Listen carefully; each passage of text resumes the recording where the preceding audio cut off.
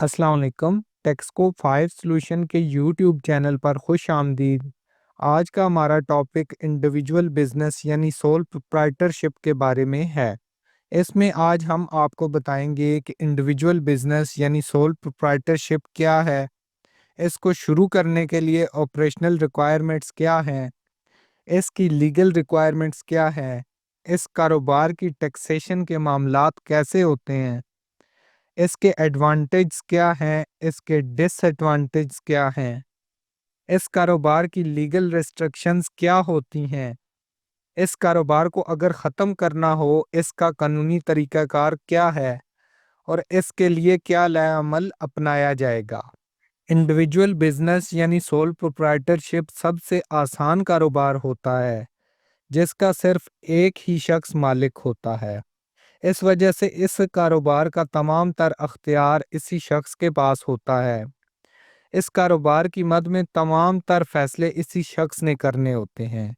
कारोबारी आमदन से कारोबारी अखराजात निकालने के बाद 100% नफ़ा इसी शख्स का होता है, यानी इस नफ़े में कोई दीगर शराकतदार नहीं होता।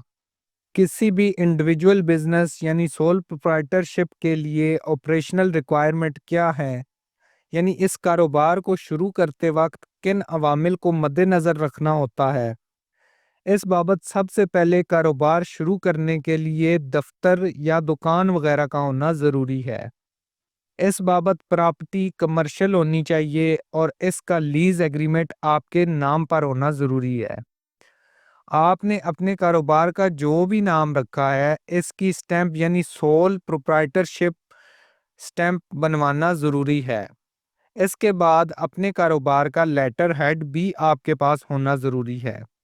इसके साथ साथ आपके पास कारोबार चलाने के लिए ज़रूरी बिजनेस एसेट्स होने चाहिए, यानी मशीनरी, फर्नीचर, कंप्यूटर वगैरह।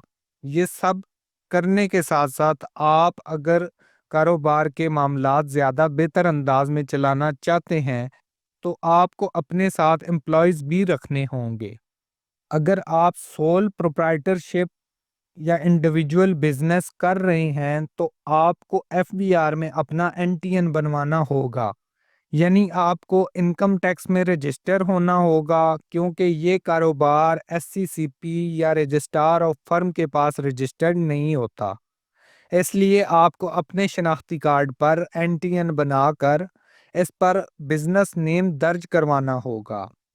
इसके बाद अगर आपकी बिजनेस की सेल्स टैक्स रिटर्न में रजिस्ट्रेशन ज़रूरी है तो आपको बमुताबिक कानून सेल्स टैक्स में रजिस्टर्ड भी होना होगा। जब आपका एनटीएन बन जाता है तो आप इनकम टैक्स ऑर्डिनेंस 2001 और रूल्स के तहत पाबंद हो जाते हैं कि आपने हर साल जुलाई में अपने इनकम टैक्स रिटर्न में अपने पर्सनल एसेट्स और बिजनेस के एसेट्स जमा करवाने होते हैं।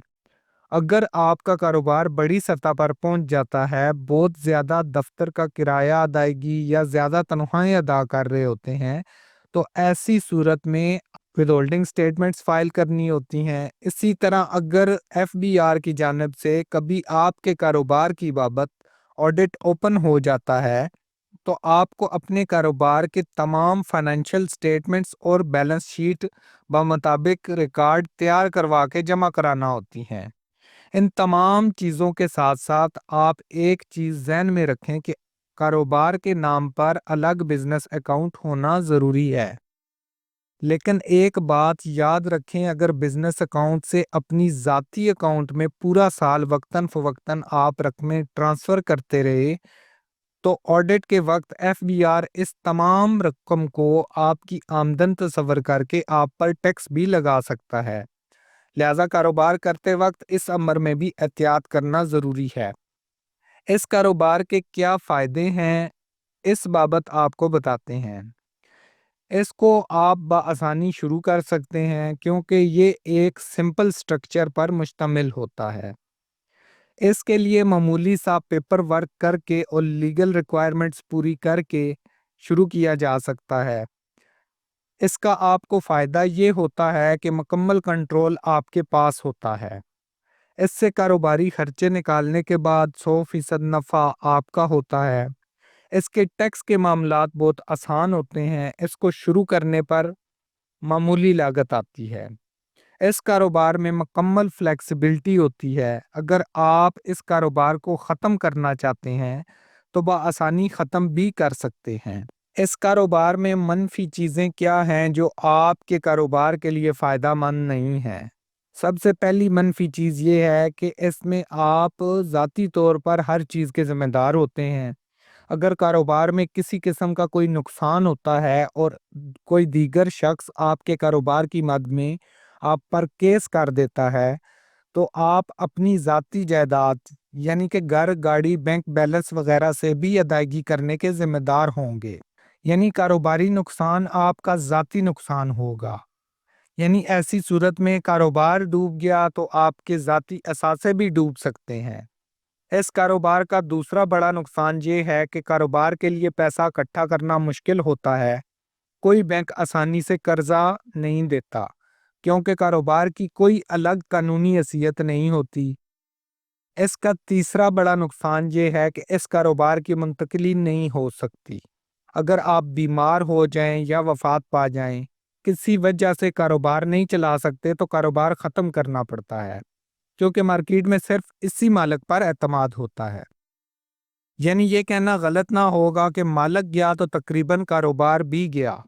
اس کاروبار کے تمام پہلوؤں کو خود ہی سنبھالنا ہوتا ہے۔ مالک کو ہر چیز کی مارکیٹنگ، فائنانس، آپریشن خود ہی مینیج کرنا ہوتے ہیں، کیونکہ ضروری نہیں کہ مالک ہر چیز میں ماہر ہو۔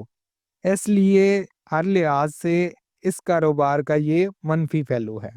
اس کا ایک نقصان یہ بھی ہے کہ مالک کو دن رات خود محنت کرنا ہوتی ہے۔ اس وجہ سے وقت کی کمی اور تھکاوٹ کا سامنا کرنا پڑتا ہے۔ اس کاروبار کا سب سے بڑا نقصان آپ کی دیگر آمدن کو اس آمدن کے ساتھ جمع کیا جاتا ہے۔ یعنی اگر آپ کو کرائے کی مد میں کوئی آمدن ہو رہی ہے، کہیں سے سیلری آ رہی ہے، آپ نے کوئی ذاتی جائیداد فروخت کی ہے، اس پر پروفٹ آیا ہے، یہ تمام کی تمام آمدن کاروباری آمدن کے ساتھ جمع کر کے ٹیکس کیلکولیٹ کیا جاتا ہے، اور اس وجہ سے آپ کا ٹیکس سلیب بڑھ جاتا ہے۔ نیکسٹ ویڈیو میں انشاءاللہ اس کاروبار کی انکم ٹیکس اور سیلز ٹیکس میں رجسٹریشن اور ٹیکس ریٹرنز کے ساتھ ساتھ ٹیکس کی مختلف کمپلائنسز پر ایک تفصیلی لیکچر اپلوڈ کیا جائے گا۔ اس کاروبار کو کرتے وقت آپ کو قانونی طور پر کن ضروری باتوں کا خیال رکھنا ہوتا ہے اور کن چیزوں سے باز رہنا ہوتا ہے، یعنی کہ لیگل ریسٹرکشنز کون سی ہیں۔ اس کاروبار میں آپ کو سب سے پہلے قانونی طور پر اس بات کی پابندی کرنا ہوتی ہے کہ آپ اپنی کاروباری ساخت کو غلط انداز میں نہیں پیش کر سکتے۔ یعنی کاروبار اور قسم کا ہے اور اس کا نقشہ تبدیل کر کے آپ تفصیلاً اور قسم کا بتا رہے ہوں، یعنی کہ مس ریپریزنٹیشن نہیں کی جا سکتی۔ اس کے بعد آپ اپنے کاروبار کو اس طرح ظاہر نہیں کر سکتے کہ آپ کا کاروبار سول پروپرائٹرشپ یا انڈیویجول بزنس کی بجائے ایک رجسٹر کمپنی ہے یا فرم ہے۔ اس کے علاوہ آپ اپنے کاروبار کا ٹریڈ مارک، لوگو یا کاپی رائٹ کو رجسٹرڈ کروائے بغیر کسی دیگر کا رجسٹرڈ ٹریڈ مارک، لوگو یا کاپی رائٹ استعمال نہیں کر سکتے۔ اس کے علاوہ بینکنگ اور کاروباری لین دین میں پاکستانی قوانین کی پابندی کرنا چاہیے، یعنی کہ آپ کو اپنے کاروباری بینک اکاؤنٹ کو کسی غیر قانونی سرگرمی میں ملوث نہیں رکھنا چاہیے۔ اگر آپ اپنا کاروبار ختم کرنا چاہتے ہیں تو سب سے پہلے آپ کو لین دین کے تمام معاملات کلیئر کرنا ہوں گے۔ اس کے بعد جن لوگوں سے کاروبار کی مد میں جتنا پیسہ لینا ہے اس کو بھی لے لے، اور اگر کوئی نہیں دے رہا تو وکیل کی مدد سے کاروبار ختم کرنے سے پہلے لیگل نوٹس بھجوانا ضروری ہے کہ اتنے عرصے میں ہم اپنا کاروبار ختم کر رہے ہیں، لہٰذا آپ اتنے دنوں کے اندر اندر ہماری تمام پیمنٹس ادا کر دیں۔ اس کے بعد کاروباری اثاثے یعنی فرنیچر، مشینری وغیرہ کو سیل کرنا ہے یا کسی دیگر کے سپرد کرنا ہے۔ وہ اس لیے کہ بعض دفعہ کاروبار کے عام اثاثے آپ کے ذاتی نام پر ہوتے ہیں، اگلا آنے والا مالک کوئی اور ہوتا ہے، بعد میں مسئلہ نہ بنے، بہتر ہوتا ہے آپ اپنے نام سے تمام اثاثے بھی ختم کر دیں۔ اس کے بعد اگر آپ نے کاروبار کی مد میں مختلف لوگوں سے ایگریمنٹ کر رکھے ہیں تو وہ آپ نے ختم کرنے ہوتے ہیں۔ آپ کو اپنے ذاتی این ٹی این سے کاروباری نام بھی ختم کروانا ہوتا ہے۔ اگر کاروبار مالی سال کے دوران ختم ہوا تو اس بابت تمام انکمز، ایکسپنسز اور ٹرانزیکشنز کے ساتھ انکم ٹیکس ریٹرن جمع کروانا ضروری ہوتی ہے۔ اگر اس کاروبار کا کوئی بینک اکاؤنٹ ہے تو اس میں سے رقم نکلوا لینی چاہیے اور اس کو کلوز کروانا چاہیے۔ اس کاروبار کے آپ کے جتنے کسٹمر ہیں ان کو آگاہ کرنا ہوگا تاکہ آپ کے نام سے کوئی بندہ لوگوں سے فراڈ نہ کر سکے۔ اس کاروبار کو ختم کرتے وقت تمام حساب کتاب ریکارڈ سنبھال کر رکھنا ہوتا ہے جو کہ ایف بی آر آپ سے کبھی بھی مانگ سکتا ہے۔ امید کرتے ہیں آج کی ویڈیو بھی آپ کو پسند آئی ہوگی۔ ہماری انکم ٹیکس، سیلز ٹیکس اور کارپوریٹ لاز سے متعلق انفارمیٹیو ویڈیوز کو دیکھنے کے لیے اس یوٹیوب چینل کو سبسکرائب کریں، بیل کے آئیکن پر کلک کریں تاکہ آئندہ آنے والی تمام ویڈیوز آپ کو بر وقت ملتی رہیں۔ اس کے علاوہ آپ ہمارے واٹس ایپ چینل کو بھی فالو کر لیں جس کا لنک اسی ویڈیو کے ڈسکرپشن میں موجود ہے، کیونکہ ہمارے واٹس ایپ چینل کے اوپر income tax, sales tax, corporate laws اور دیگر جتنے بھی قانون ہیں ان سے متعلق عام معلومات اپلوڈ کی جاتی ہیں۔ دیگر سوشل میڈیا پر بھی آپ ٹیکسکو 5 سلوشن کو فالو کر سکتے ہیں۔ ہماری ویڈیوز دیکھنے کا شکریہ۔ اللہ حافظ۔